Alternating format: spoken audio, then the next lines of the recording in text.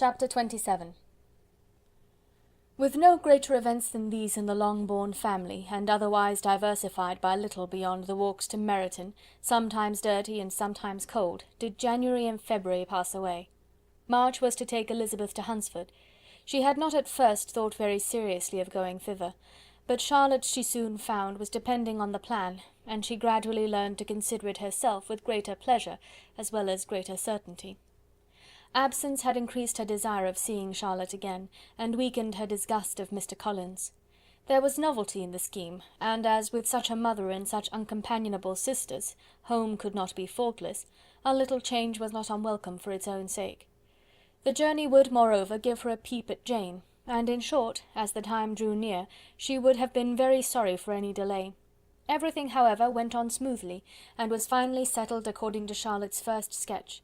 She was to accompany Sir William and his second daughter. The improvement of spending a night in London was added in time, and the plan became as perfect as plan could be. The only pain was in leaving her father, who would certainly miss her, and who, when it came to the point, so little liked her going, that he told her to write to him, and almost promised to answer her letter. The farewell between herself and Mr. Wickham was perfectly friendly, on his side even more. His present pursuit could not make him forget that Elizabeth had been the first to excite and to deserve his attention, the first to listen and to pity, the first to be admired; and in his manner of bidding her adieu, wishing her every enjoyment, reminding her of what she was to expect in Lady Catherine de Bourgh, and trusting their opinion of her, their opinion of everybody, would always coincide, there was a solicitude, an interest, which she felt must ever attach her to him with a most sincere regard; and she parted from him convinced that, whether married or single, he must always be her model of the amiable and pleasing. Her fellow travellers the next day were not of a kind to make her think him less agreeable. Sir William Lucas and his daughter Maria, a good-humoured girl, but as empty-headed as himself, had nothing to say that could be worth hearing, and were listened to with about as much delight as the rattle of the chaise. Elizabeth loved absurdities, but she had known Sir William's too long. He could tell her nothing new of the wonders of his presentation and knighthood, and his civilities were worn out, like his information. It was a journey of only 24 miles, and they began it so early as to be in Gracechurch Street by noon. As they drove to Mr. Gardiner's door, Jane was at a drawing-room window, watching their arrival. When they entered the passage, she was there to welcome them, and Elizabeth, looking earnestly in her face, was pleased to see it healthful and lovely as ever. On the stairs were a troop of little boys and girls, whose eagerness for their cousin's appearance would not allow them to wait in the drawing-room, and whose shyness, as they had not seen her for a twelvemonth, prevented their coming lower. All was joy and kindness. The day passed most pleasantly away, the morning in bustle and shopping, and the evening at one of the theatres. Elizabeth then contrived to sit by her aunt. Their first object was her sister, and she was more grieved than astonished to hear, in reply to her minute inquiries, that though Jane always struggled to support her spirits, there were periods of dejection. It was reasonable, however, to hope that they would not continue long. Mrs. Gardiner gave her the particulars also of Miss Bingley's visit in Gracechurch Street, and repeated conversations occurring at different times between Jane and herself, which proved that the former had, from her heart, given up the acquaintance. Mrs. Gardiner then rallied her niece on Wickham's desertion, and complimented her on bearing it so well. "But, my dear Elizabeth," she added, "what sort of girl is Miss King? I should be sorry to think our friend mercenary." "Pray, my dear aunt, what is the difference in matrimonial affairs between the mercenary and the prudent motive? Where does discretion end and avarice begin?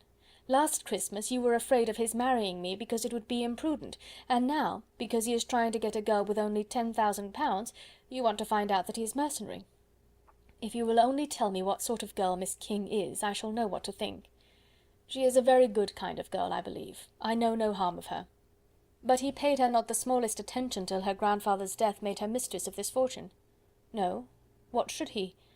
If it were not allowable for him to gain my affections because I had no money, what occasion could there be for making love to a girl whom he did not care about, and who was equally poor?" "But there seems an indelicacy in directing his attentions toward her so soon after this event." "A man in distressed circumstances has not time for all those elegant decorums which other people may observe. If she does not object to it, why should we? Her not objecting to it does not justify him. It only shows her being deficient in something herself, sense or feeling." "Well," cried Elizabeth, "have it as you choose. He shall be mercenary and she shall be foolish." "No, Lizzy, that is what I do not choose. I should be sorry, you know, to think ill of a young man who has lived so long in Derbyshire." "Oh, if that is all, I have a very poor opinion of young men who live in Derbyshire, and their intimate friends who live in Hertfordshire are not much better. I am sick of them all. Thank Heaven, I am going to-morrow, where I shall find a man who has not one agreeable quality, who has neither manner nor sense to recommend him. Stupid men are the only ones worth knowing after all." "Take care, Lizzy, that speech savours strongly of disappointment."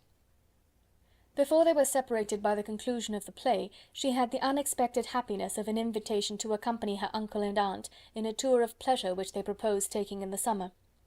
"We have not determined how far it shall carry us," said Mrs. Gardiner, "but perhaps to the Lakes." No scheme could have been more agreeable to Elizabeth, and her acceptance of the invitation was most ready and grateful. "Oh, my dear, dear aunt," she rapturously cried, "what delight! What felicity! You give me fresh life and vigour. Adieu to disappointment and spleen. What are young men to rocks and mountains? Oh, what hours of transport we shall spend! And when we do return, it shall not be like other travellers, without being able to give one accurate idea of anything. We will know where we have gone, we will recollect what we have seen. Lakes, mountains, and rivers shall not be jumbled together in our imaginations. Nor when we attempt to describe any particular scene, will we begin quarrelling about its relative situation. Let our first effusions be less insupportable than those of the generality of travellers." Chapter 27.